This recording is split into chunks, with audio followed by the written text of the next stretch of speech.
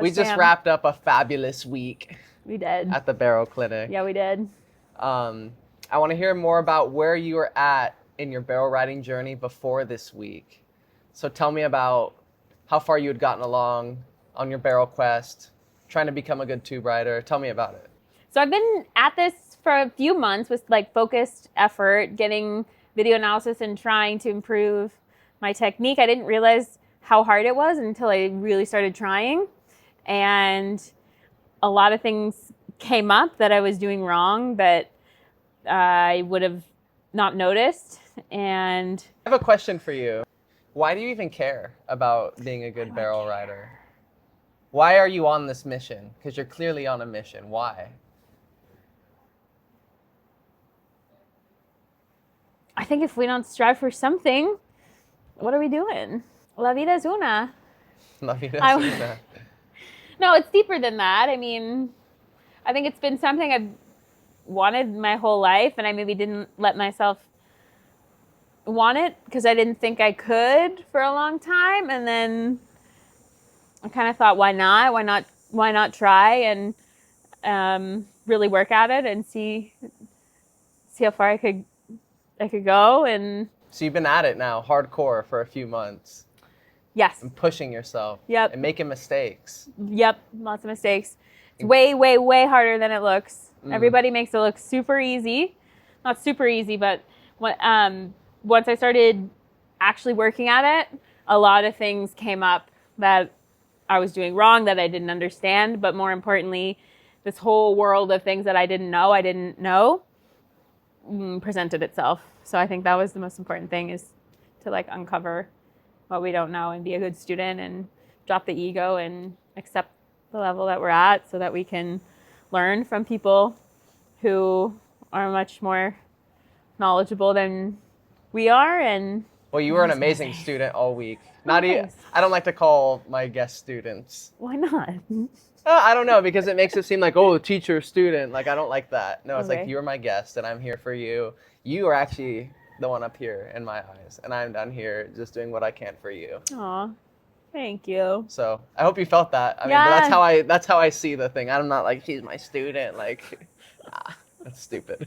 Drop and give me 50 pop-ups. Drop me a 50. You were able to push through a little bit of resistance to have an open mind about learning these new things, learning the things that you didn't know. Yeah. And honestly, throughout the week, you were an amazing guest, an amazing learner. And even today, like, it showed. Thanks. You were able to take that technique that we've been working on all week, getting that practice in the small waves over and over again, 30 wave sessions. And then today you nailed it on a few meaty ones. Yeah. Yeah, that's all you can ask for. And surfing is like a small improvement, learning from your mistakes from the day before. And that's the only way. And that's all you can ask for, is to be able to put it in practice the next session and not beat yourself up. Yeah, so let's just talk about the things during the week that we did that you can take now moving forward in order to improve your surfing. Like, what did we do this week that really was beneficial for you? From a technical standpoint, I'll start with that. Okay. All the videos really highlighted the most important foundational changes I needed to make. And the fact that we got so many reps on waves helped really, really dial that in, because I was really able to see it. It wasn't like a one-off wave, I did this, and a one-off wave, my arm did this, or et cetera, et cetera. It was like a repeated offense. So that really helped me identify some of the problems and the things I wanted to work on, but really start to see how these changes can unlock the wave and unlock more sections, unlock more speed and more barrels, and how to take that into my next sessions without coaching wherever I am. So I have my next chapter in front of me. I know exactly what I want to work on and exactly how it's going to benefit. Like, I can feel it. I could feel it today, the changes, and how that's going to help moving forward. But I wouldn't have been able to see that had we not worked together on the small days and really identified it. Yes. What was that one foundational thing that we worked on, the most important thing that we were highlighting during the week for you? Back arm placement. Yeah. And so we took that, we applied it to the small waves. And even though this was like, we're in the barrel clinic and we're learning how to tube ride, what differences did you feel applying that proper technique on these small waves? How did it improve your surfing there? Oh, that was so helpful because on the small days, there's so many more reps. I'm not getting caught inside. I'm not getting like heavy wipeouts. I'm not getting stuck in rip currents. I'm not fighting people for like the best wave of the day. So I have all these opportunities to practice these habitual movements and really lock it down before bringing it into the bigger surf and, manage adrenaline and cortisol and all the stressors of being out there on like a real boom day. I can sort of drop all that stress when the waves are small and like use all my brain power just to change habits, because those habits have been there for years probably, and I didn't even know it. I didn't know that was what was holding me back. I wouldn't have been able to identify that on my own. I wouldn't have been able to change it without the in-water coaching. Some of the cues that you gave me in the water today, there was like definitely a difference between when I was thinking about what we were working on versus when I was just out there like sending it. Yeah, I think, even getting all those reps in the small waves and we're focusing on those fundamentals, like the good technique, it's like you're able to surf those small waves better, even though we're like, this is the technique, to drop into a barreling wave. You start dropping in like that on a small wave and you're laying down hammers this week. Yeah, the correct takeoff sets up the rest of the wave. All of a sudden I had more speed. All of a sudden I had more sections. All of a sudden I was coming up the sections with more speed, and I was able to apply stuff I already did know how to do better and more frequently because I corrected a foundational issue. So like more waves open. There was like more surfing that could happen on the same exact waves because the pop-up was corrected, the takeoff was corrected. I love it. Yeah, and man, you were throwing out some hammers when you dropped in forward lean into the bottom turn, and then stepping back on that thing. Man, that one in my head, I'm gonna remember that one because that was a real power turn. That was not kiddie stuff. Yeah, thanks, man. Thanks, dude. It was really cool to see you throughout the week, like really focus in on these things. And then today, when we got in the big surf, it really showed because you had some reps on some bigger, steeper drops where you just absolutely nailed it. And so I want to talk about mindset because surfing's a mental game, super mental. And I think a lot of people can relate to not always being in the best headspace when we're out there in the water. Like it's a very tricky place to feel calm and collected. Yeah. So let's talk about like the things that we did during the week, working on our mindset and how taking those positive things helped us in the water. Well, every day you had us do breath work, which is so different from my normal sessions where I get to the beach and I'm like, oh my God, we gotta go. I see waves. I'm already late. Like that could have been me out there on that one. What was I doing? And that anxiety, that pressure, that's like not a great place to be mentally. It's not doing anything for like physical tension. It's not doing anything for my breathing. And I think we need to breathe more calmly when we're surfing. So just slowing down before paddling out, not having that pressure, kind of set up a more calm environment and kind of showed me that I don't need to be in such a panic to get out there. And even still this clinic, I'm like, oh my God, I'm getting filmed. Oh my God, I'm with the coach. I have to take advantage of every second. What are we doing on the beach? Breathing. This is not helping. I need to go. But slowing down actually helped me read the waves better. Kind of like open my eyes, kind of like cut the like laser focus, attention, and kind of took the pressure off because I trusted that you knew that all we had to do was get out there and be patient, and we would get the waves, which is not how I am.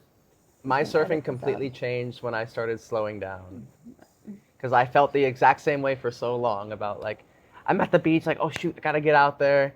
Yeah, it's like, oh, I need that way, like, I need to get out there now. I'm not stretching, like, let's just go. And like also this you sharing your experience especially since it's relatively recent, right? Mm-hmm. That's super validating to hear that you felt the same way, you changed something and it changed your surfing. Like, it's hard for me to believe that you experience the same things as me since you've been surfing your whole life and you're so good at surfing. Like, how could you identify with what I'm going through? Like, don't you know I'm in a pressure? Like, don't you know that I need to get out there faster, than you can chill, but I'm not allowed to chill? Like, not me. I don't get that luxury. So I think hearing that experience like over and over, this is not the first time you've told me that.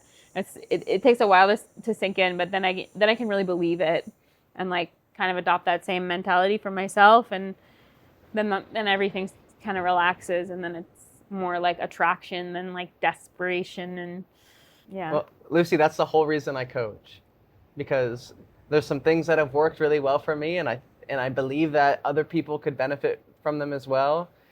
And so that's why, I made us slow down, and I made us stretch, and I made us breathe, even though it felt weird and uncomfortable. Yeah, And I didn't like it. No, I know you didn't like it. Mine telling us, no, we got to get out there. But I'm like, this helped me. I know it can help somebody if they could, lower their resistance, buy into it, and see how it works. And you did that this week. I know we did a lot of uncomfortable things and a lot of things that were, just things that you weren't used to. Yeah. Especially even outside of surfing. Yeah. Right? Yeah. Yeah. Yeah. So let's talk about that. Just like being willing to fight through that initial resistance. Yeah, there was and to do new things. Repeated activities I would never sign up for that I don't see the benefit of. I didn't believe it. I thought maybe we're good for other people, not for me. But I trusted you, and I just let go and leaned into the process of it, and I let myself be super uncomfortable and just went with it. And it turned out exactly like you said, and it was a super beneficial experience that I never would have had. I never would have opened up to. I never would have considered without you prompting it. So, I mean, all those benefits from the ice bath and the breathing and the sweat lodge and the holotropic stuff, all of those things, I sort of wrote off as like, I don't know. How is that going to help me in a barrel? I don't know. That doesn't make any sense. But I think it's just practicing being open-minded and trying new things and getting out of your comfort zone and watching what happens when you do get out of your comfort zone and letting yourself be in a space that doesn't feel right and that you don't have control over. And yeah, just being comfortable in the unfamiliar, trusting the process. Whether it's surfing, whether it's like getting fit, or anything in life, our relationships, it's like, if we can make the decision to be uncomfortable and to say, I'm just going to do my best and trust the process, that's when everything improves. And so that's why all those things are important to me, right? Because they're not comfortable. Hopping in the ice when it's freaking 32 degrees. No, it sucks. Yeah.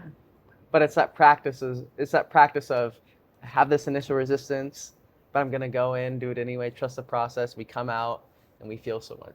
We felt amazing, right? Yeah. We can do hard things. Yes. We do hard things. We can do it. And then it applies with surfing too. I give you learn the new technique. It feels weird. We might mess it up a bunch of times, and yeah, it's difficult, but we're okay with it because we're trying our best, and we're committed, and we're gonna enjoy the process even when it's hard, And then today, took off on some waves. You trusted the process the whole week, and you freaking nailed it. So it was awesome. I really, really. Thank you for all the coaching. Yeah. Yeah, that was cool.